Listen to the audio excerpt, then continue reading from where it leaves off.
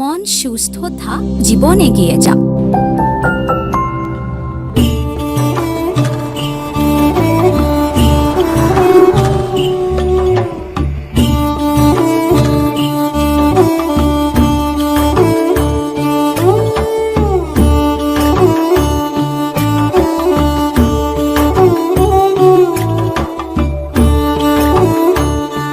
গত বছর দক্ষিণ বেতকৃষিতে শুরু করছিলাম। আমাদের এই প্রজেক্টের নাম ছিল মন সুস্থ থাক, জীবন এগিয়ে যাক।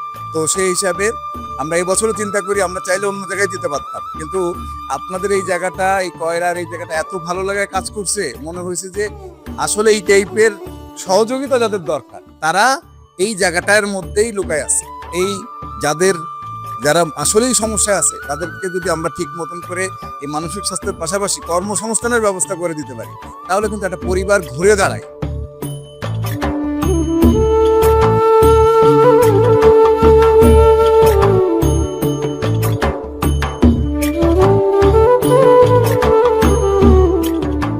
আসলে জীবন তো আর থেমে থাকে না, জীবন সামনের দিকে এগিয়ে যেতে হয়। সো আপনার সবকিছুই আপনাকে ম্যানেজ করেই নিতে হবে, যে কোনো ভাবেই হোক। বাট মানসিকভাবে আপনাকে এতটাই শক্তিশালী থাকতে হবে যে আমি আসলে নিজেরটা নিজে কিছু করে নিতে চাই।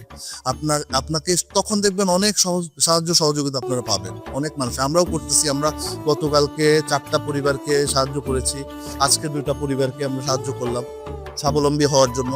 এরকম আমরা করে যাবো ইনশাল্লাহ, আমাদের দ্বারা যতটুকু সামর্থ্য হয়। বাট সবচেয়ে মোস্ট ইম্পর্টেন্ট ওইটুকু শুধু কেউ করে দিলে হবে না, আপনাদের ওইরকম মানসিক প্রস্তুতি থাকতে হবে, মনকে শক্ত রাখতে হবে, জীবনটা আগায় নিয়ে যেতে হবে। তখনই আপনাকে কেউ যদি কোনো ব্যবস্থা করে দেয়, সেটা আপনি কিন্তু সামনের দিকে যেতে পারবেন।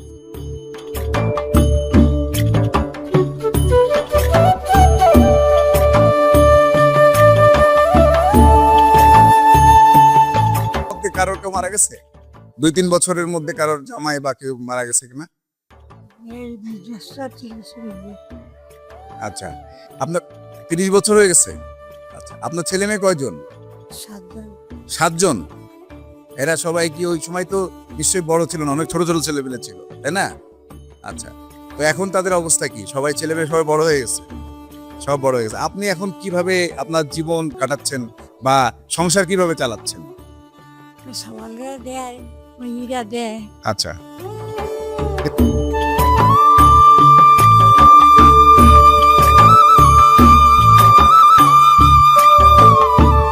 একজনের গল্প বললো যে একরকম উনি নিশ্চয় হয়ে গেছিল, বাট ওইখান থেকে উনি উঠে দাঁড়াইছে। আসলে জীবনের প্রতিটা মুহূর্তে এটাই আসলে সবচেয়ে বড় শক্তি, যে আপনাকে যেখানেই পড়ে যাবেন সেখান থেকে উঠে দাঁড়াতে হবে।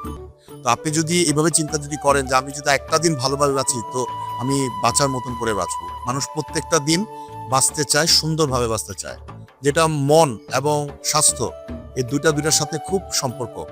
আপনার যখন এক শরীর ভালো থাকবে তখন আপনার মন ভালো থাকবে, আর যখন মনটা ভালো থাকবে তখন আপনার শরীর স্বাস্থ্য ভালো থাকবে।